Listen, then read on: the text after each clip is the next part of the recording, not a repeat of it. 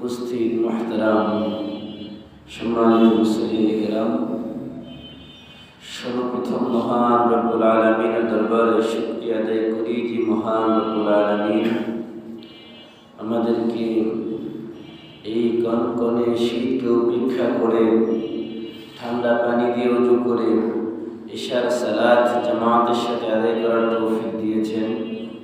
আমরা সকলেই সেই মহান রব্বুল আলামিনের দরবারে কালিমাতুশ শুকর আদায় করে পড়ি আলহামদুলিল্লাহ। বিশ্ব মানবতার মুক্তির দূত আকায়ে নামদার সমস্ত নবীদের সরদার আহমদ মুজতবা মুহাম্মদুর রাসূলুল্লাহ সকলে পড়ি সাল্লাল্লাহু আলাইহি ওয়াসাল্লাম। সম্মানিত প্রিয় উপস্থিতি, আল্লাহ পাক রব্বুল আলামিন বলেছেন যে তোমাদের উপরে সিয়ামকে ফরজ করা হয়েছে। সিয়াম মানে হচ্ছে রোজা। আর 2-3 মাস পরেই আমাদের সামনে রমজান আগমন করবে ইনশাআল্লাহ। তো ওই সময় এই বিষয়গুলোতে বিস্তারিত আলোচনা হয় এবং হবে ইনশাআল্লাহ। এই জন্য আমি এই বিষয়ের উপরে খুব বিস্তারিত আলোকপাত করব না, আপনাদেরকে এই বিষয়ে কিছুটা অনুবাদ সহ আয়াত বোঝার জন্য যতটুকু তাফসীর প্রয়োজন ততটুকু আপনাদেরকে বলবো ইনশাআল্লাহ। আল্লাহ পাক রব্বুল আলামিন তার পবিত্র কোরআনুল কারীমের মধ্যে 114টি সূরা নাযিল করেছেন। এই 114টি সূরার মধ্যে সর্ববৃহৎ সবথেকে বড় যে সূরা, সেই সূরার নাম হচ্ছে সূরা বাকারা। এবং এই সূরার মধ্যে আল্লাহ পাক রব্বুল আলামিন সবথেকে বেশি বিধিবিধান দিয়েছেন, সবথেকে বেশি ওয়াজ নসিহতের উৎস দিয়েছেন, সবথেকে বেশি বিভিন্ন বিগত জাতি গোত্রের সংবাদ দিয়েছেন। তো এই জন্য এই সূরাটাকে বলা হয় চূড়া, পাহাড়ের চূড়া অর্থাৎ উঁচু, সবথেকে সম্মানিত সূরা। সুতরাং এই সূরার মধ্যে আল্লাহ পাক রব্বুল আলামিন এই কোরআনুল কারীমের নাজিলের মাস কোনটি এই বিষয়ে আলোচনা করেছেন। আজকে আমার তেলাওয়াতকৃত আয়াতের মধ্যে আল্লাহর এই পবিত্র অমীয় বাণী কোন মাসে নাজিল হয় এবং কেন নাজিল হয়েছে। আল্লাহ পাক বলেন, শাহরু রমাদানাল্লাযী উনজিলা ফীহিল কুরআন। আল্লাহ বলেন রমজান মাস এটা এমন একটি মাস যে মাসে কোরআন নাজিল হয়েছে। বলেন সুবহানাল্লাহ। এই কোরআন কেন নাজিল হয়েছে? হুদাল লিন্নাস, গোটা বিশ্বের সকল মানুষের জন্য পথ প্রদর্শক হিসাবে। শুধু মুসলিমদের জন্য নয়, শুধু মুসলমান মুমিনদের জন্য নয়, বরং গোটা বিশ্বের মুসলিম অমুসলিম যত মানুষ রয়েছে পৃথিবীতে সকলের জন্য এই পবিত্র কোরআনুল কারীম পথ প্রদর্শক। তার মানে সকলের জন্য রাহবার, সকলকে সঠিক পথের সন্ধান দিবেন এই কোরআন। ওয়াবাইয়িনাতিম মিনাল হুদা ওয়াল ফুরকান। এবং এই কোরআন এটা সুস্পষ্ট সুউজ্জ্বল হেদায়েত আলোকবর্তিকা। এবং ফুরকান, ফুরকান মানে হচ্ছে আল বাতিল ওয়াল হক, বাইনাল বাতিল ওয়াল হক, আল ফারকু বাইনাল বাতিল ওয়াল হক, অর্থাৎ সত্য এবং মিথ্যার মধ্যে পার্থক্যকারী। পবিত্র কোরআনুল কারীমের অপর একটি নাম হচ্ছে, কোরআনের অপর নাম ফুরকান। কোরআনের অপর নাম কি? ফুরকান। কোরআন শব্দের অর্থ হচ্ছে মিলিত, কোরআন শব্দের অর্থ হচ্ছে বারবার পঠিত, কিন্তু ফুরকান শব্দের অর্থ হচ্ছে সত্য এবং মিথ্যার মধ্যে পার্থক্যকারী। তো আমরা কোরআন নাজিলের কারণ পেয়ে গেলাম। কোরআন আল্লাহ নাজিল করেছেন রমজান মাসে। কেন নাজিল করেছেন? গোটা বিশ্বের মানুষের পথ প্রদর্শনের জন্য। গোটা বিশ্বের মানুষকে সঠিক পথের সন্ধান দেওয়ার জন্য। এবং এই কোরআন সত্য এবং মিথ্যার মধ্যে পার্থক্যকারী, তার মানে কোনটা হক আর কোনটা বাতিল এটাকে পার্থক্য করে দেবে কোরআন। এছাড়া পৃথিবীর কোনো যন্ত্র নাই, কোনো কিছুই নাই যার মাধ্যমে হক এবং বাতিল পার্থক্য করতে পারেন। কেন? আপনার দৃষ্টিতে একটা জিনিসকে হক মনে হয়, আরেকজনের দৃষ্টিতে সেটাকে বাতিল মনে হয়, হয় না? আপনার দৃষ্টিতে মনে হয় এই জিনিসটা ঠিক, আরেকজনের দৃষ্টিতে মনে হয় না এই জিনিসটা ঠিক না, এটা ব্যাঠিক, এমন হয় না? এই জন্য আমাদের মস্তিষ্ক, আমাদের মেধা কখনো কোনো জিনিসকে সঠিক সিদ্ধান্ত দিলেও এর বিপরীতে আরেকজনের মেধা, আরেকজনের মস্তিষ্ক এটাকে ব্যাঠিক বলে সিদ্ধান্ত দেয়। এই জন্য মানুষের মস্তিষ্ক সবসময় সঠিক সিদ্ধান্ত দিতে পারে না। এখান থেকে বলতে চাই, মানুষ বিভিন্ন জায়গায় লিখে রাখে যে মানুষের সব থেকে বড় আদালত বিবেক, লেখে না? মানুষের সব থেকে বড় আদালত বিবেক লিখে রাখে। এই যে কথাটা, এটা কি ঠিক? ঠিক না, সম্পূর্ণ কোরআন হাদিসের সাথে সাংঘর্ষিক একটা কথা। কারণ মানুষের সব থেকে বড় আদালত যদি বিবেক হতো, তাহলে তারা সবসময় সঠিক সিদ্ধান্ত নিত, কিন্তু মানুষ এটা করতে পারে না। এই জন্য আল্লাহ বলছেন কোরআন হচ্ছে সঠিক এবং বেঠিক, সত্য মিথ্যা, এই হক এবং বাতিলের মধ্যে পার্থক্যকারী একমাত্র স্কেল, যার মাধ্যমে আপনি মাপতে পারবেন কোনটা সঠিক আর কোনটা বেঠিক।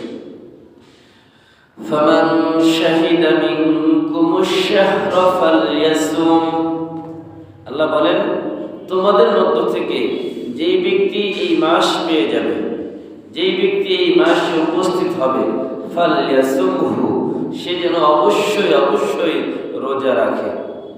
তার মানে আমাদের প্রতি আল্লাহ পাক রব্বুল আলামিন এই আয়াতের দ্বারা রমজানের রোজাকে ফরজ করে দিয়েছে।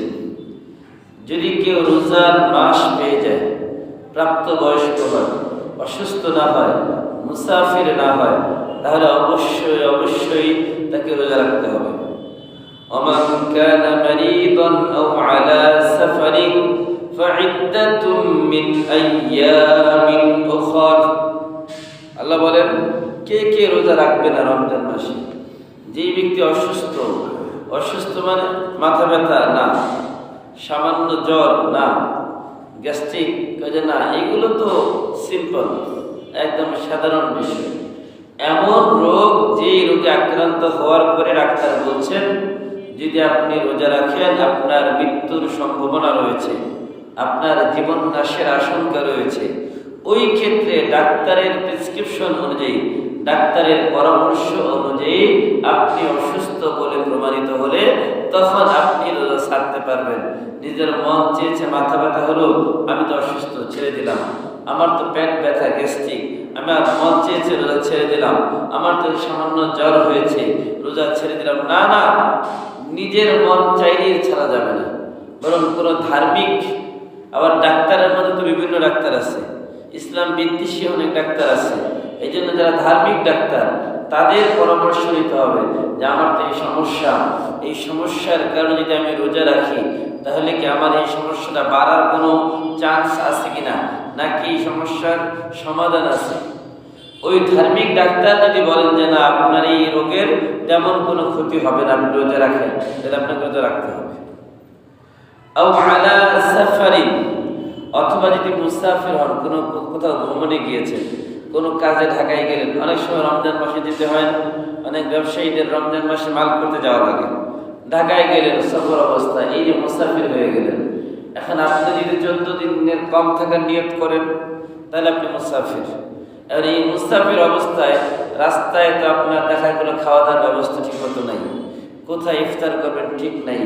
এখন আপনি যদি চান ওই অবস্থায় যে না, আমি মুসাফির অবস্থায় কয়েকটা দিন রোজা রাখবো না, এটাকে আল্লাহ আপনাকে সুযোগ দিয়েছে, এটা রুখসত, আপনার জন্য সুযোগ, আপনি চাইলে না রাখতে পারেন, যদি রাখেন কোনো অসুবিধা নাই। ফাইদ্দাতুম মিন আইয়ামিন উখর, তবে এই যে আপনি যে মুসাফির অবস্থায় রোজা রাখলেন না, অসুস্থ অবস্থায় রোজা ছেড়ে দিয়েছেন, এই রোজাগুলো আপনাকে কাজা করতে হবে। কখন? ফাইদ্দাতুম মিন আইয়ামিন উখর, অন্য কোনো দিন এই রোজাগুলো আপনার আদায় করতে হবে। একটার বিনিময়ে একটা, যদি অসুস্থতা মুসাফির এই অবস্থা হয়, আর যদি বিনা কারণে বিনা অসুস্থতায় কেউ একটা রোজা ভেঙে ফেলে, একটার বিনিময়ে 60টা রোজা। কয়টা রোজা? তারপরেও ওই একটার সমান মর্যাদা হবে না। তাহলে চিন্তা করেন কি পরিমাণ রমজানের একটা রোজার মর্যাদা। ইউরিদুল্লাহু বিকুমুল ইউসরা ওয়া লা ইউরিদু বিকুমুল উসরা, আল্লাহ তাআলা তোমাদের জন্য সহজ করতে চান, তোমাদের জন্য কোনো বিষয় আল্লাহ কঠিন করতে চান না। ওয়ালা ইউরিদু বিকুমুল উসর, তোমাদের জন্য যেটা তোমাদের সাধ্যের ভিতরে এটাই আল্লাহ তোমাদের উপরে চাপিয়ে দেন। তোমাদের সাধ্যের বাহিরে তোমাদের উপরে কোনো কাজ, কোনো কঠিন কোনো চাপিয়ে দেন না। ওয়ালিতুকমিলুল ইদ্দাতা ওয়ালিতুকাব্বিরুল্লাহ আলা মা হাদাকুম ওয়া লাআল্লাকুম তাশকুরুন। আল্লাহ বলেন ওয়ালিতুকমিলুল ইদ্দাহ, তোমরা গণনার দিক দিয়ে রোজা মাসকে পূর্ণ করো। রমজান রোজা কয়টা? হ্যাঁ, 29টা যখন, তখন কি হবে? 2900 বলা যাবে না, 30 বলা যাবে না, 1 মাস। বলেন কয় মাস? রোজা কয় মাস? 29 হতে পারে, 30 হতে পারে, ঠিক আছে? কারণ কখনো কখনো 29 হয়, আবার কখনো কখনো 30 হয়। এই জন্য রোজা কয়টা বললে কি বলবেন? 1 মাস। কয় মাস? 29। যদি 30 বলেন তাহলে একটা যখন হয় না তখন কি কম হয় নাকি? কাজে না, কম না, রোজা হচ্ছে 1 মাস। সেটা 29 হতে পারে, 30 হতে পারে। ওয়ালিতুকাব্বিরুল্লাহ আলা মা হাদাকুম ওয়া লাআল্লাকুম তাশকুরুন। আল্লাহ বলেন তোমরা বেশি বেশি আল্লাহর নামের তাকবীর করো। কার নামের তাকবীর? এই জন্য মাঝে মাঝে স্লোগান হয় না, নারায়ে তাকবীর ওয়ালিতুকাব্বিরুল্লাহ। আল্লাহ বলতেছেন তোমরা আল্লাহর নামের তাকবীর দাও। কার নামের তাকবীর হবে?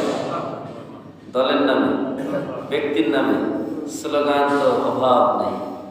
আল্লাহ বলে দল মত এগুলো বাদ দাও। ওয়ালিতুকাব্বিরুল্লাহ, আল্লাহর নামের তাকবীর লাগাও। যখন আল্লাহর নামের তাকবীর দেওয়া হয় তখন আবার কিছু মানুষ অসন্তুষ্ট হয়, হুজুর এগুলোর কি দরকার? তো এই যে যারা বলেন তারা আসলে না জানার কারণে বলে, ঠিক কিনা? যদি জানতো যে আল্লাহ নিজে বলতেছে ওয়ালিতুকাব্বিরুল্লাহ, তোমরা আল্লাহর নামের তাকবীর লাগাও, আল্লাহর নামের তাকবীর দাও, আল্লাহর নামকে সুউচ্চ করো, তাহলে কিন্তু এটা বলতো না। বলতো? দেখবেন অনেক মানুষ, আমরা আমাদের অভিজ্ঞতা বিভিন্ন জায়গায় দেখি, তাকবীর দিলেই অনেক ক্ষেপে যায়। হুজুর তাকবীর ছাড়া ওয়াজ করা যায় না। আরে ভাই, তাকবীরের কথা আল্লাহ নিজে বলতেছেন, তাকবীর দিলে কি লাভ এটা আল্লাহ বলতে সামনে। ওয়ালিতুকাব্বিরুল্লাহ আলা মা হাদাকুম, কেন তাকবীর দিবেন? আল্লাহ যে আপনাকে ইসলামের পথে রাখছেন এটার শুকরিয়া আদায়ের জন্য আল্লাহর তাকবীর দিতে বলেন সুবহানাল্লাহ। কিসের জন্য? আমি যে ইসলামের উপরে আছি এটা কে রেখেছেন আমাকে? আল্লাহ অনেককে ইসলামের উপর রাখেন নাই। অনেক মানুষ ইসলামের উপরে নামে আছে, নামাজ পড়ে না। অনেক মানুষ বাজারে ঘোরাফেরা করে, নামাজে আসতে পারে না, এমন লোক আছে না? এই যে আল্লাহ যে আমাকে মসজিদে আসার তৌফিক দিলেন, আল্লাহ যে আমাকে নামাজ পড়ার তৌফিক দিলেন, এটার শুকরিয়া আদায়ের জন্য আল্লাহর নামের তাকবীর দিতে হবে। বুঝে আসছে তো সবার? এই জন্য তাকবীর দিলে কেউ রাগ করবো না, সাথে সাথে নিজের গলাটাকে উচ্চার করে যত জোরে আওয়াজ হয় সর্বোচ্চ আওয়াজ দিয়ে আল্লাহর নামের তাকবীর দিতে হবে। রাজি আছেন ইনশাআল্লাহ? নাকি তাকবীর দিলে রাগ করবো? তাকবীর দিলে শয়তান পালায়। কে পালায়? রব্বাকা ফাকাব্বির, রব্বাকা, আল্লাহ বলছেন তোমার রবের তাকবীর দাও। কার তাকবীর দিবেন? দলের তাকবীর দিলে অসুবিধা হয় না, ব্যক্তির তাকবীর দিলে অসুবিধা হয় না, কিন্তু আল্লাহর নামের তাকবীর দিলে অসুবিধা হয়। এটা মারাত্মক সমস্যা। আল্লাহ তাদেরকে বুঝ দান করবেন, আমিন। এই জন্য আল্লাহ বলছেন কেন তাকবীর দিবা? আলা মা হাদাকুম, আল্লাহ তোমাদেরকে সঠিক পথের উপর রেখেছেন, হেদায়েতের উপর রেখেছেন, এই জন্য আল্লাহর নামে তাকবীর দিতে হবে। ওয়া লাআল্লাকুম তাশকুরুন। আর এই তাকবীর কেন দিবা? আল্লাহর শুকরিয়া আদায় করার জন্য। কিসের জন্য? তাহলে শুকরিয়া আদায় করার দরকার আছে না নাই? শুকরিয়া আদায় করলে লাভ না লস? আল্লাহ বলেন লা ইন শাকারতুম লা আযীদান্নাকুম ওয়া লা ইন কাফারতুম ইন্না আযাবি লাশাদীদ। আল্লাহ বলেন যদি তোমরা আমার নিয়ামতের শুকরিয়া আদায় করো আমি আল্লাহ আরো তোমাদের নিয়ামত বাড়ায় দিব। সুবহানাল্লাহ। আর যদি তোমরা আমার নিয়ামত পাওয়ার পর নিয়ামতের শুকরিয়া আদায় না করো তাহলে এই শুকরিয়া আদায় না করার কারণে তোমাদেরকে শাস্তি দিব। আর এই শাস্তিটা হবে অত্যন্ত কঠিন মারাত্মক ধরনের শাস্তি। এই জন্য আল্লাহর শুকরিয়া আদায় করার জন্য তাকবীর দিতে হবে। এরপরে কিছু গুরুত্বপূর্ণ আলোচনা এবার আসছে, খুব মনোযোগ চাই। আল্লাহ বলেন ওয়াইদা সাআলাকা ইবাদি আন্নী ফাইন্নী করিব। ওয়াইদা সাআলাকা, হে নবী যখন আপনাকে আমার বান্দারা, আল্লাহ বলতেছেন আমার বান্দারা যখন আপনাকে জিজ্ঞাসা করে আমার ব্যাপারে, কার ব্যাপারে?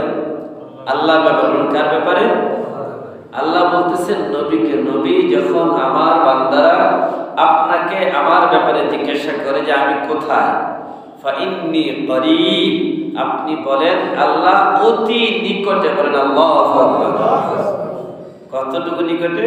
ওই ঘাড়ের কাছ থেকে এই যে মাথা পর্যন্ত যতটুকু দূরত্ব তার থেকে বেশি কাছে। সুবহানাল্লাহ। হুয়া মাআকুম আইনামা কুনতুম, আল্লাহ বলেন তোমরা যেখানে আমি সেখানে। আল্লাহ কি দূরে? আলিমুল গায়বি ওয়াশ শাহাদা, আল্লাহ 24 ঘন্টা সব জায়গায় সর্বত্র সর্বসময় বিরাজমান। বলি সুবহানাল্লাহ।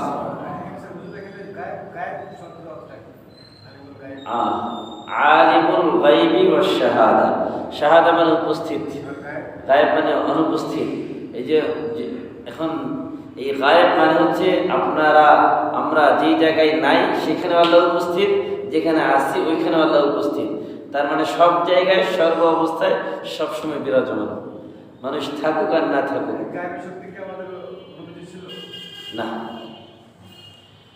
নবী সাল্লাল্লাহু আলাইহি ওয়াসাল্লাম গায়েব জানতেন কিনা এটা একটা লম্বা আলোচনা। তবে এই বিষয়ে ইনশাআল্লাহ অন্য একদিন আলোচনা করব, কারণ এটা দলিল ভিত্তিক আলোচনা করতে হবে। কেন? কারণ এর পক্ষে বিপক্ষে দুই ধরনের মানে মতভেদ আছে। এখন এক ধরনের আমাদের ভাইরা আছেন যারা বলেন যে নবী গায়েব জানতেন। কিছু কিছু খারাপ জায়গাতে থাকে যে মানে ওই জায়গাতেও কি থাকবে কি আল্লাহ? আল্লাহ সব জায়গায় আছে। আল্লাহ, আপনি মনে করেন পানির নিচে যদি কেউ ডুব দেয়, সেখানে যদি রোজা অবস্থায় পানি পান করে আল্লাহ থাকে না? দেখে না। তার মানে আল্লাহ বলছেন, আমাদের বুজুর্গরা বলেন তুমি অপরাধ ততটুকু করো যতটুকু শাস্তি সহ্য করতে পারবা। অপরাধ ওই জায়গায় গিয়ে করো যে জায়গায় আল্লাহ উপস্থিত নাই। কোথায় আল্লাহ উপস্থিত নেই? তার মানে আল্লাহ সব জায়গায় আছে। এমন কোন জায়গা আছে পৃথিবীতে যেখানে আল্লাহ নাই? তেমন জায়গায় গিয়ে অপরাধ করো যেখানে আল্লাহ উপস্থিত নাই। তার মানে এমন জায়গা নাই পৃথিবীতে। তার মানে অপরাধ ছেড়ে দিতে হবে। অপরাধ করার সুযোগ আছে। এখন যেটা বলতেছিলেন যে আল্লাহ রাসূল গায়েব জানেন কিনা, এই ব্যাপারে একটা আয়াত আপনাদেরকে শুধু বলি, তাহলে আপনারা নিজেরাই সিদ্ধান্ত নিতে পারবেন। আল্লাহ বলেন কুল লা আমলিকু লিনাফসি নাফআন ওয়ালা দাররান ইল্লা মা শাআল্লাহ ওয়ালাউ কুনতু আ'লামুল গায়বা লাস্তাকসারতু মিনাল খায়র। কুল, আল্লাহ বলতেছেন নবী আপনি বলেন কুল লা আমলিকু লিনাফসি নাফআন ওয়ালা দাররান, আমি কোনো ক্ষতি এবং উপকারের মালিক না। কোন জিনিসে ক্ষতি হবে কোনটা উপকার হবে এটা আমি জানি না আগে থেকে। তার মানে এটা জানেন কে? আমার জন্য সামনে কি আসতেছে, কি অপেক্ষা করতেছে এটা জানেন কে? লা আমলিকু লিনাফসি নাফআন ওয়ালা দাররান ইল্লা মা শাআল্লাহ ওয়ালাউ কুনতু আ'লামুল গায়বা, যদি আমি গায়েব জানতাম লাস্তাকসারতু মিনাল খায়র, তাহলে আমার জীবনে শুধু কল্যাণই কল্যাণ আসতো, কখনো অকল্যাণ আসতো না। উহুদের ময়দানে রাসূল সাল্লাল্লাহু আলাইহি সাল্লাম গিয়েছেন। প্রথম দিকে মুসলমানদের বিজয় হয়েছে, পরবর্তীতে ওই যুদ্ধে মুসলমানদের পরাজয় হয়েছে। যদি রাসূল আগে থেকে গায়েব জানতেন তাহলে কি পরাজয় হইতো? এই সম্পর্কে আয়াত আসছে। আল্লাহ রাসূল লাউ কুনতু আ'লামুল গায়বা, যদি আমি গায়েব জানতাম তাহলে আমাদের জীবনে সব কল্যাণ আসতো, কখনো অকল্যাণ আসতোই না। এটা আমি জানি না। তারপরে আরেক জায়গায় আল্লাহ রাসূলকে আল্লাহ বলছেন, নবী আপনি বলেন যে আপনাকে আপনার ভাই ইউসুফ সম্পর্কে যে ঘটনা আপনাকে জানানো হয়েছে তখন আপনি জেনেছেন। তার মানে ইউসুফ নবীর ঘটনা আল্লাহ নবীকে জানাইছেন, তারপরে জানছেন। এরকম অনেকগুলো আয়াত আছে যে না জানার ব্যাপারে, তবে আল্লাহ যেগুলো জানান এগুলো রাসূল জানেন। এই জন্য গায়েবের ব্যাপারে ইনশাআল্লাহ অন্য একদিন আলোচনা করব বিস্তারিত। তো যেটা বলছিলাম যে নবী যখন আমার বান্দারা আমার সম্পর্কে আপনাকে জিজ্ঞাসা করে আমি কোথায়, আপনি বলেন ফাইন্নী করিব, আমি বান্দার খুব কাছে। উজিবু দাওয়াতাদ দাঈ ইযা দাআন, উজিবু দাওয়াতাদ দাঈ ইযা দাআন, যখন কোনো দোয়াকারী, যখন কোনো বান্দা আমাকে ডাকে তখন আমি ওই বান্দার ডাকে সাড়া দিই। বলেন সুবহানাল্লাহ। উজিবু দাওয়াতাদ দাঈ ইযা দাআন, যখন আমাকে কোনো মানুষ ডাকে তখন আমি ওই বান্দার ডাকে সাড়া দিই। ফালইস্তাজিবু লি, এবার আল্লাহ বলতেছে আমি যেহেতু বান্দার ডাকে সাড়া দিই, ফালইস্তাজিবু লি, তাদেরও উচিত আমার ডাকে সাড়া দেওয়া। কার ডাকে সাড়া দেওয়া? তাদেরও উচিত আমার ডাকে সাড়া দেওয়া। আমি যেহেতু তাদের ডাকে সাড়া দিই, কে বলতেছেন? আল্লাহ। ওয়াল ইউমিনু বি, এবং আমার উপর ঈমান আনয়ন করা। কেন? লাআল্লাহুম ইয়ারশুদুন, যাতে করে তারা সঠিক পথের উপরে চলতে পারে। যখন তারা আমার ডাকে সাড়া দিবে, আমি তো তাদের ডাকে সাড়া দিই, সে যে অবস্থায় আমাকে ডাকে ওই অবস্থায় আমি তার ডাকে সাড়া দিই। দিন হোক রাত হোক, কি সুবহ সাদে হোক কি সুবহ কাযিব হোক, কি অন্ধকার হোক কি আলো হোক, দিনের সূর্য থাকুক অথবা রাতের আধার আসুক, সর্ব অবস্থায় আমার বান্দা সেটা জলে হোক অথবা স্থলে হোক, সমুদ্রের ভিতরে হোক অথবা শুকনো জায়গায় হোক, যেখানে আমার বান্দা যখন ডাকে তখনই আমি আমার বান্দার ডাকে সাড়া দিই। সুতরাং ফালইস্তাজিবু লি, তাদেরও উচিত আমার ডাকে সাড়া দেওয়া। আল্লাহর ডাক কি? আল্লাহ আমাদেরকে ডাকেন 5 বার। বলেন কয়বার? কয়বার ডাকেন? একবার ফজরে ডাকেন, একবার যোহরে ডাকেন, একবার আসরে ডাকেন, একবার মাগরিবে ডাকেন, একবার ইশায় ডাকেন। এখন আমরা তাকে ডাকি, তিনি আমাদেরকে খাওয়ান, তিনি আমাদেরকে পড়ান, তিনি আমাদেরকে 20 জন বডিগার্ড দিয়ে সিকিউরিটি দিয়া আমাদেরকে নিরাপত্তার ব্যবস্থা করেন। বলুন যেন 20 জন সিকিউরিটি দেখিনি।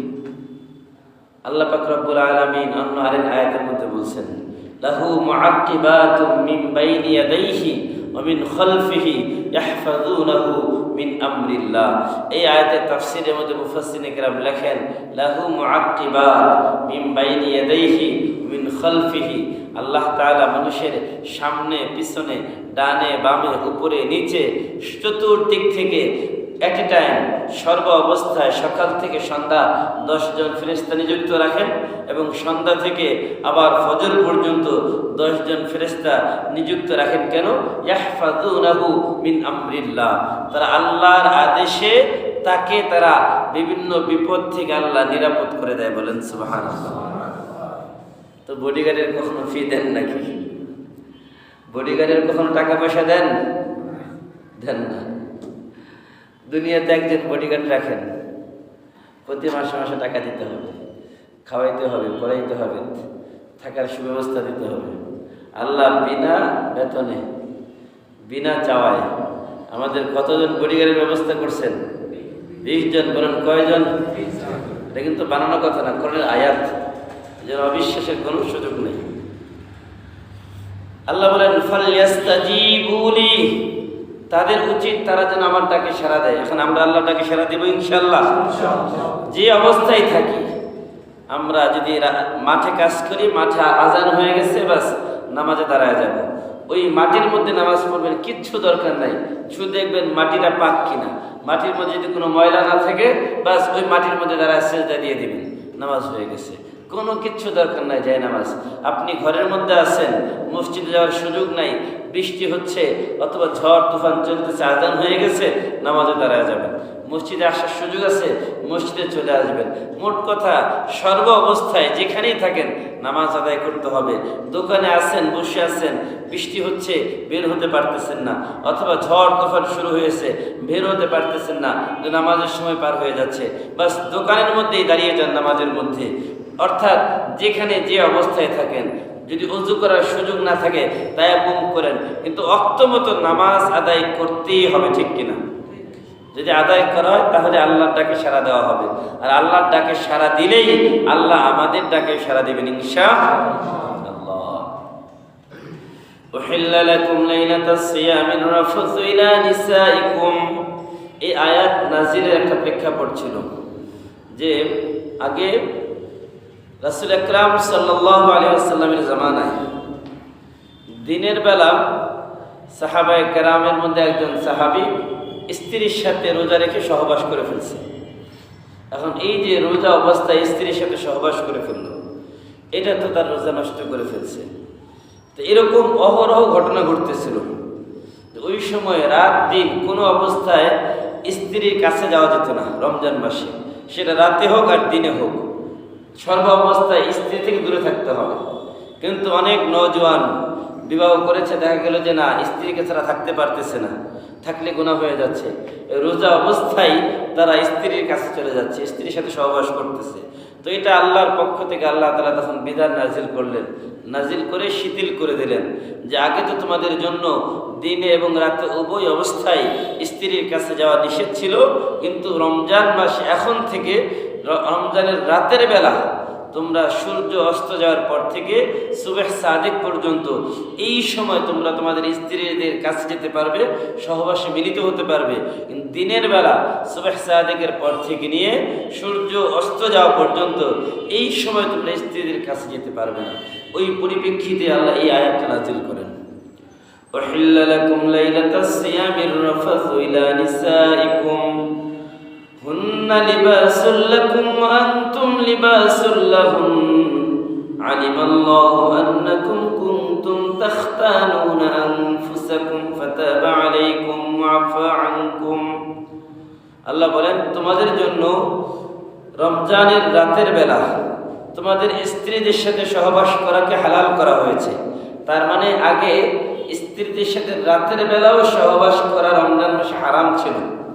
উহিল্লা লাকুম, তোমাদের জন্য হালাল করা হয়েছে লাইলাতাস সিয়াম, রমজানের রাতে, আর রাফাসু ইলা নিসাইকুম, তোমাদের স্ত্রীদের সাথে সহবাস করাকে। হুন্না লিবাসুল লাকুম ওয়া আনতুম লিবাসুল লাহুন। এটা খুব গুরুত্বপূর্ণ, আমাদের জীবনে এই আয়াত বোঝা খুব বেশি দরকার। আল্লাহ বলেন, হুন্না লিবাসুল লাকুম, তারা তোমাদের পোশাক, ওয়া আনতুম লিবাসুল লাহুন, এবং তোমরা তোমাদের স্ত্রীদের পোশাক। এখন বলেন, নিজের পোশাক যদি ময়লা হয় এটা কি কেউ ফেলে দেয়? কেউ কি ফেলে দেয় নাকি আবার ধুয়ে পরিষ্কার করে গায়ে দেয়? এখন আমার স্ত্রীর যদি কোনো দোষ থাকে তাহলে তাকে বিদায় করে দেওয়া এটা কোনো এটা সিদ্ধান্ত ঠিক না। আপনার স্ত্রীর কোনো অপরাধ হয়ে গেছে, স্ত্রীর কোনো দোষ আছে, তাহলে দোষটা কি করতে হবে? দোষটাকে ঢেকে ফেলতে হবে। এটা তো আমার কাপড় না, আমার দোষ, আমার স্ত্রীর, আমার হচ্ছে পোশাক, আমার পোশাকের যদি কোনো দোষ থাকে এটা আমার দোষ। এখন এই দোষটাকে যদি আমি চারজনকে বলে বেড়াই, অন্যের সামনে আমার স্ত্রী হাই প্রতিপন্ন হবে, অন্যের সামনে আমার স্ত্রীর আত্মমর্যাদা ক্ষুণ্ণ হবে, তার সম্মানহানি হবে। এই জন্য স্বামীদের উচিত স্ত্রীদের সম্মান রক্ষা করা, স্বামীদের উচিত স্ত্রীদের আত্মমর্যাদা রক্ষা করা, তাদের অধিকার রক্ষা করা, তাদের যথাযথ সম্মান দেওয়া। কেন? কারণ সে হচ্ছে আমার আপনার পোশাক, আর তাকে সম্মান দেওয়া মানে আমি আমার নিজের পোশাকটাকে রক্ষা করলাম, তাকে সম্মান দেওয়া মানে আমি আমার পোশাকের সম্মান রক্ষা করলাম। আর স্ত্রীদের উচিত স্বামীর সম্মানহানি হয় এমন কোনো কাজ না করা, স্বামীকে ছোট না করা, স্বামীকে তুচ্ছ তাচ্ছিল্য না করা, স্বামীকে কথায় কথায় খোঁটা না দেওয়া, স্বামীকে কথায় কথায় কখনো গালিগালাজ না করা, স্বামীকে গালমন্দ না করা। স্বামীরা যখন বাহিরে থেকে যাবে, হাদিস শরীফের মধ্যে এসেছে, আল্লাহর হাবিব সাল্লাল্লাহু আলাইহি ওয়াসাল্লাম বলেন, স্বামীরা যখন বাহিরে থেকে যাবে, স্ত্রীদের উচিত তার স্বামীদেরকে খুশি করে দেওয়া। স্ত্রীদের উচিত তাদের স্বামীদেরকে খুশি করে দেওয়া। এই খুশি করবে কিভাবে? আল্লাহর হাবিব সাল্লাল্লাহু আলাইহি ওয়াসাল্লাম বলেন, সেটা যেভাবেই হোক, যদি স্বামী যখন ঘরে ঢুকবে প্রথমে তাকে সালাম দেওয়া, সালাম দিয়ে তাকে জিজ্ঞাসা করা, কুশল বিনিময় করা। এমন না যে স্ত্রীর সারাদিনের যত অভিযোগ আছে সব অভিযোগগুলো ঘরে ঢোকার সাথে সাথেই স্বামীর কানের সামনে জ্ঞান জ্ঞান করে বলতে থাকা। যদি এই কাজ করতে থাকে, একজন পুরুষ সারাদিন বাহিরে কাজ করেছে, তার বিভিন্ন ঝামেলা গিয়েছে, কখনো বাইরে নানান সমস্যার সম্মুখীন হয়েছে, মাথা গরম থাকে, কখনো ঠান্ডা থাকে। এখন ঘরে ঢোকার সাথে সাথেই যদি আমাদের মা বোনেরা স্বামীদের কানের কাছে গিয়ে সারাদিনের স্বামীর বাবার বিরুদ্ধে অভিযোগ, মায়ের বিরুদ্ধে অভিযোগ, স্বামীর ভাইয়ের বিরুদ্ধে অভিযোগ, স্বামীর বোনের বিরুদ্ধে অভিযোগ দেয়, আর যদি না শুনে আরো মাথা গরম করে, তখন কি সংসারে অশান্তি লাগবে না লাগবে না? অবশ্যই লাগবে। আর এগুলোর কারণেই দেখা যায় ম্যাক্সিমাম ফ্যামিলির মধ্যে সমস্যা। তো এই জন্য যত সমস্যা আছে, স্বামীদের উচিত স্ত্রীদেরকে স্ত্রীর মর্যাদা দেওয়া, আর নিজের ফ্যামিলি যারা মা বোন বাবা ভাই, তাদের মর্যাদা তাদেরকে দেওয়া, কারো সামনে কাউকে ছোট না করা। এমন না যে বাবা মার সম্মান রক্ষা করতে গিয়ে স্ত্রীকে হাই প্রতিপন্ন করে দিলাম, তাকে পায়ের জুতা বানিয়ে ফেললাম, তাকে ময়লা কাপড়ের মতো ডাস্টবিনে নিক্ষেপ করে দিলাম। আবার এমন নয় যে স্ত্রীর সম্মান রক্ষা করতে গিয়ে, স্ত্রীকে ভালোবাসতে গিয়ে বাবা মাকে অসম্মান করা, বাবা মাকে হাই প্রতিপন্ন করা, বাবা মার আত্মসম্মান নষ্ট করা, বাবা মাকে ছোট করা, এটা উচিত না। কারণ বাবা মায়ের মর্যাদা আল্লাহ তাআলা একদিকে দিয়েছেন আকাশচুম্বী, অন্যদিকে আমার স্ত্রী হচ্ছে আমার নিজের অংশ। পৃথিবীতে প্রথম সম্পর্কের নাম হচ্ছে স্বামী স্ত্রী। পৃথিবীতে প্রথম সম্পর্কের নাম হচ্ছে স্বামী স্ত্রী। কারণ আদম আলাইহিস সালাতু ওয়াস সালাম পৃথিবীতে যখন আগমন করেন, তার সাথী কে ছিল? হাওয়া আলাইহিস সালাম। তো আদম আলাইহিস সালাতু ওয়াস সালামের বাবা মা আছে নাকি? তিনি তো প্রথম মানুষ, এবং তিনার স্ত্রী হাওয়া আলাইহিস সালাতু ওয়াস সালাম, তিনি হচ্ছেন আমাদের আদি মাতা। সুতরাং আদম থেকে হাওয়ার জন্ম, আদম থেকে হাওয়ার সৃষ্টি। সুতরাং এই যে প্রথম সম্পর্কটাই ছিল স্বামী স্ত্রীর সম্পর্ক। এরপরে তাদের থেকেই বাবা মার জন্ম হয়েছে। এই জন্য কোনো সম্পর্ককেই খাটক না করা, যার যে প্রাপ্য, যার যে সম্মান, তাকে সেই সম্মান দেওয়া। ইসলাম বলে যদি এটা করা হয়, তাহলে এই ভারসাম্য ঠিক থাকবে, তাহলে ফ্যামিলির মধ্যে অশান্তি আসবে না। আর যখন এই স্ত্রীকে বেশি ভালোবাসতে যাবে, বাবা মাকে অসম্মান করবে, অশান্তি আসবে। অথবা বাবা মাকে বেশি সম্মান দিবে, স্ত্রীকে হাই প্রতিপন্ন করবে, অসম্মান করবে, সমাজে পরিবারের মধ্যে অশান্তি আসবে। এই জন্য আল্লাহ বলছেন, হুন্না লিবাসুল লাকুম, তারা তোমাদের পোশাক, ও আনতুম লিবাসুল লাহুম, এবং তোমরা তোমাদের স্ত্রীদের পোশাক।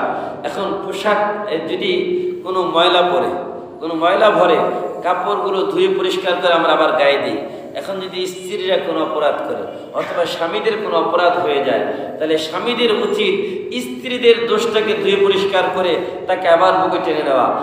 স্ত্রীদের উচিত স্বামীর কোনো অপরাধ থাকলে স্বামীদের দোষগুলোকে মাফ করে দিয়ে নিজেদের আবার কাছাকাছি হওয়া। স্বামীদেরও উচিত স্ত্রীদের কোনো অপরাধ থাকলে অপরাধগুলো ক্ষমা করে কাছাকাছি হয়ে যাওয়া। কারণ আমারই তো পোশাকের মধ্যে দাগ লেগেছে, এই দাগটাকে ধুয়ে যেমন আমি কাপড়টাকে আবার পরি, ঠিক তেমনিভাবে নিজেদের মধ্যে অনেক সময় অনেক ভুল বোঝাবুঝি হতে পারে, কিন্তু এই ভুল বোঝাবুঝির অবসান ঘটিয়ে একসাথে থাকা, এই ভুল বোঝাবুঝির মাধ্যমে নিজেদের মধ্যে বিচ্ছেদ না ঘটানো। ইদানিং একটা সমস্যা খুব হচ্ছে, যেটা আমি আমার ইদানিং খুব এটা ফেস করতেছি, সেটা হচ্ছে তালাক সংক্রান্ত বিষয়। গত কয়েকদিন আগে, গত এক সপ্তাহ হয়নি, 3 দিন না 4 দিন আগে একজন আল্লাহর বান্দা আসছে, তার বয়স মোটামুটি 60 বছর। কয় বছর? 60 বছর বয়সে স্ত্রী তালাক দিয়ে দিছে। এই গত 3 দিন আগে ঘটনা বলতেছি, লেটেস্ট একদম। এই গত 2 সপ্তাহ অন্তত 5 থেকে 7টা তালাকের মাসআলা দিয়েছে। তো সবগুলো এই বয়সে, 50-এর ঊর্ধ্ব বয়স। তাই বললাম কি ব্যাপার, মাথা এত গরম কেন, ইদানিং সব কেসগুলো এরকম কেন? তো এই যে একটা অবস্থা, এটা শয়তানের বড় ধোঁকা। শয়তানের বড় ধোঁকা যে কোনো একটা সমস্যা পেলেই বা স্বামী স্ত্রীর দ্বন্দ্ব লাগিয়ে দেওয়া, সন্দেহ সৃষ্টি করা। যুবকদের মধ্যে তো আরো বেশি এটা। আর শুধু এটা না, দেখা যাচ্ছে ইদানিং বিভিন্ন পত্রিকার জরিপ যেটা দেখা যাচ্ছে, এই যে বিচ্ছেদের যে ঘটনা, এটা ম্যাক্সিমাম মানে 70% হচ্ছে শিক্ষিত মেয়েদের মাধ্যমে হচ্ছে। কাদের মাধ্যমে? যারা নিজেরা স্বনির্ভরশীল, যে আমরা নিজেরা নিজেদের পায়ে দাঁড়াচ্ছি। একটা ছেলে যখন তার এস্টাবলিশড হয়, যখন তার চাকরি হয়, সে চিন্তা করে কিভাবে একটা ফ্যামিলি তৈরি করবে। আর একটা মেয়ে যখন তার চাকরি হয়, এস্টাবলিশড হয়, নিজের পায়ে দাঁড়ানোর, যে আমাদের সমাজে যেটা বলে যে চাকরি হলে নিজের পায়ে দাঁড়াচ্ছে, টাকা পয়সা হলে মেয়েরা নিজের পায়ে দাঁড়ায়। যখন নিজের পায়ে দাঁড়ানোর সময় আসে, তখন স্বামীকে তারা নিজের পায়ের জুতা ময়লা মনে করে, যে তারা আমার হুকুমের গোলাম। যখন এইভাবে একজন স্ত্রী স্বামীর কথা যখন শুনতে থাকে বারবার, একজন পুরুষের আত্মমর্যাদা কোথায়, গায়রত কোথায়, আত্মমর্যাদা কোথায়? আল্লাহ রাসূল বলেছেন, ওয়াতাআর রাজুলু যাওজাতা, কিয়ামতের অন্যতম একটি বড় আলামত হচ্ছে স্বামীরা স্ত্রীদের কথায় উঠে বসে। স্ত্রীদের কথা শুনবে না এটা না, কিন্তু স্বামীর কোনো সিদ্ধান্ত নেওয়ার ক্ষমতা থাকে না, ইখতিয়ার থাকে না। যে কোনো কাজ সব স্ত্রীর কথাই হয়। কেন হয়? ওই স্ত্রী টাকা কামায়, পুরুষ তো বসে বসে বাস ওই স্ত্রীর কথা শুনে টাকা হাতে দেয়, এটা নিয়ে বাজারে যায়, বাজার করে চলে আসে।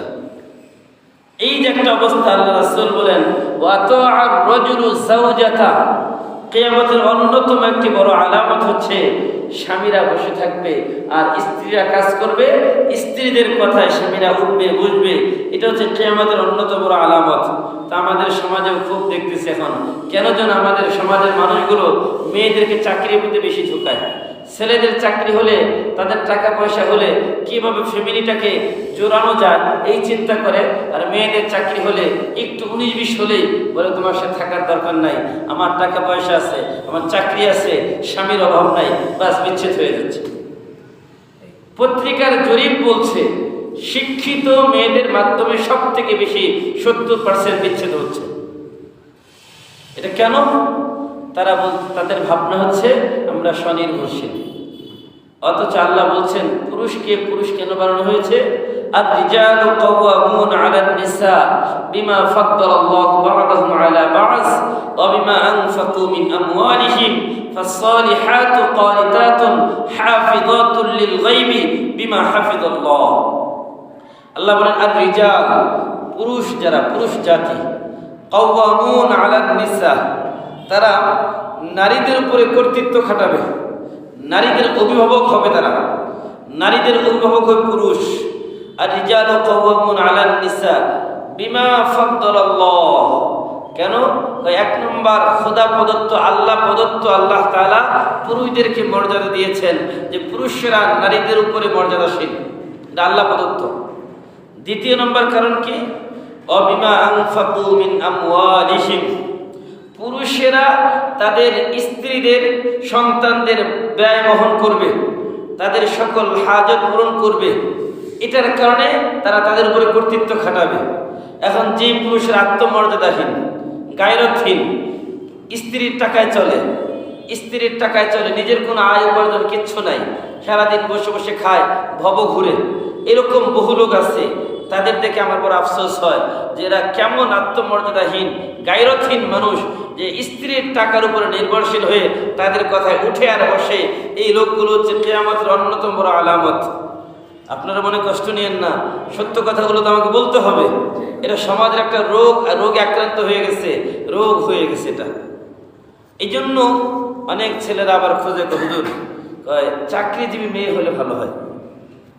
অনেক ছেলেরা আমাদেরকে বলে চাকরিজীবী মেয়ে হলে ভালো। কেন? তুমি চাকরি খোঁজো? হুজুর ছেলেদের চাকরি তো এখন কম হয়। মানে যে হ্যাঁ, ছেলেদের চাকরি তো কম, মেয়েরা কোনো রকম লেখাপড়া করলেই বাস চাকরি হয়। এই যে সমাজের বৈষম্য, আমরা বৈষম্য দূরের কথা বলি, নারীর অধিকারের কথা বলে, আমরা নারী অধিকারের কথা বলে বলে নারীদেরকে সব ঘর থেকে বের করে নিচ্ছি, আর পুরুষদেরকে আমরা পিছনে রাখতেছি।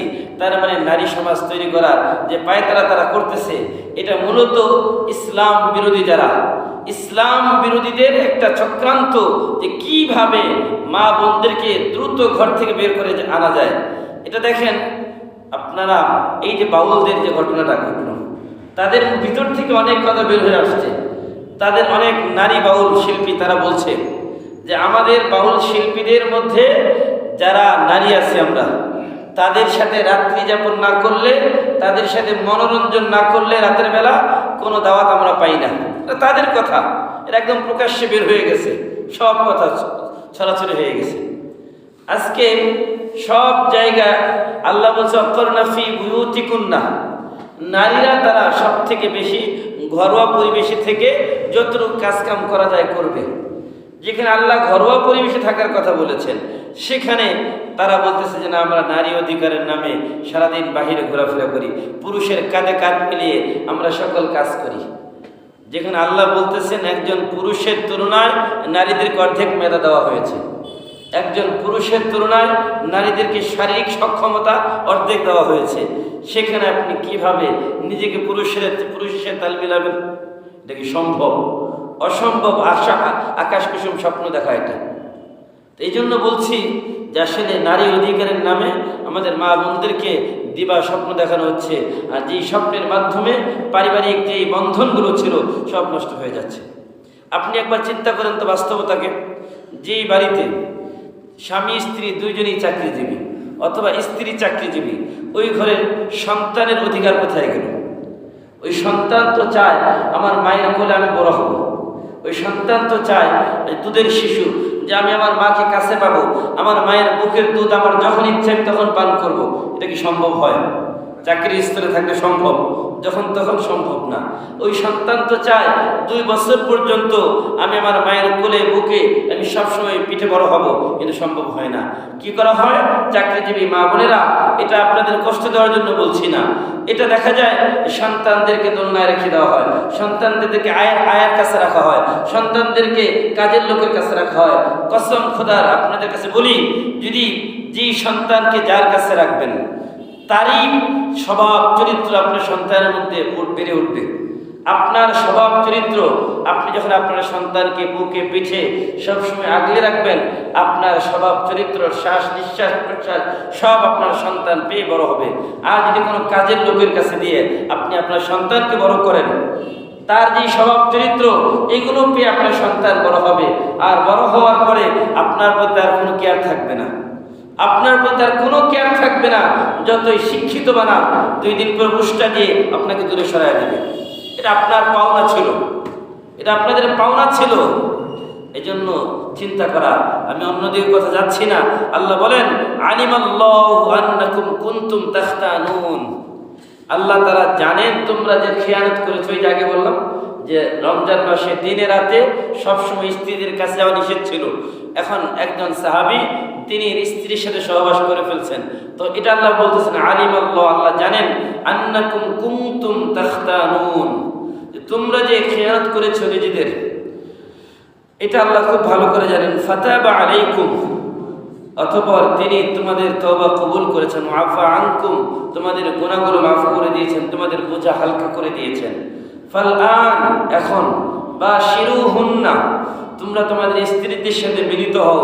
ওয়াবতাগু মা কাতাবাল্লাহু লাকুম, এবং আল্লাহ তোমাদের জন্য যা নির্ধারণ করে দিয়েছেন তার মাধ্যমে তোমরা আল্লাহর কাছে সাহায্য চাও। কুলু ওয়াশরাবু, তোমরা খাও পান করো।